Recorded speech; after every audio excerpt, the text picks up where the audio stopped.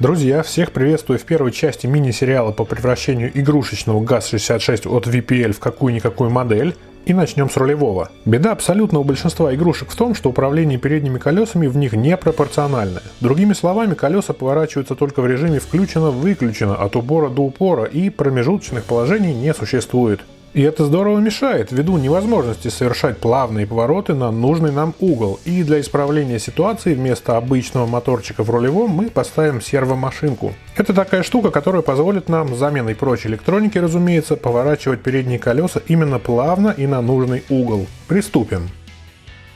Под крышкой моторного отсека мы видим примитивный регулятор скорости, он тоже пойдет у нас на замену, и уходящие от него провода к тому самому рулевому моторчику. Конструкция громоздкая, тяжелая и совершенно не подходящая для маломальски серьезных покатушек.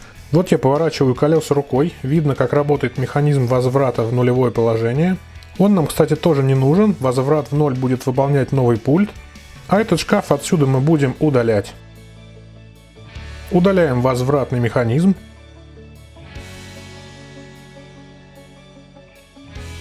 Откручиваем корпус рулевого моторчика с редуктором и его привод на рулевую тягу. Снимаем корпус в сборе.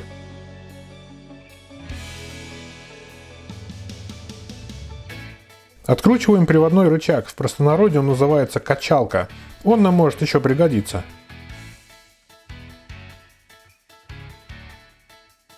Заглянем в корпус. Видим редуктор из двух промежуточных шестерен между ведущим валом моторчика и шестерней качалки.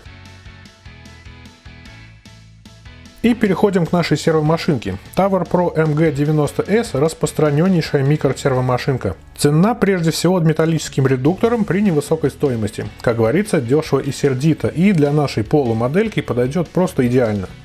Но так как у нас все-таки полноприводный грузовик, герметизация и электроника строго обязательна, если, конечно, в планах катать не только по полу комнаты. Откручиваем 4 винта и достаем плату управления с потенциомером. Он на кадре в зеленом корпусе.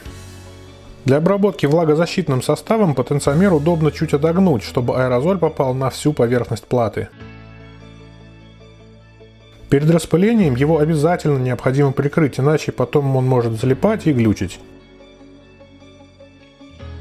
Вот один из вариантов аэрозолей для плат. Их великое множество. Гуглите состав для защиты плат и выбирайте любой по вкусу.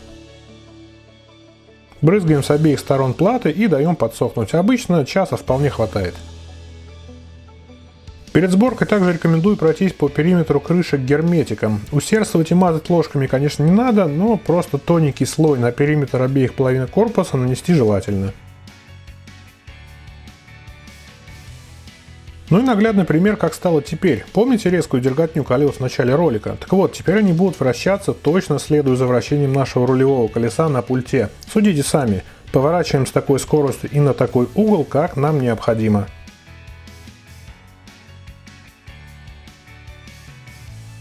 Теперь укладываем серву в заранее распечатанный новый корпус.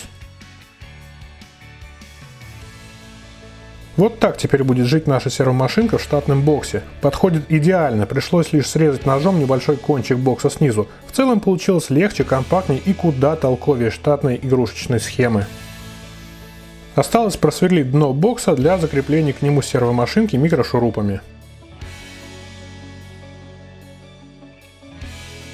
Вот такой у нас получился готовый вариант. Ну что, друзья, пока вот так вот выглядит наш газик. Все ненужное заводское уже сложено в кузов, а в следующей серии мы установим модельный регулятор скорости и, возможно, немного прокатимся. Большое спасибо, что смотрели, всегда рад вашим комментариям и подпискам, и, конечно, оставайтесь с Bug Cars Show.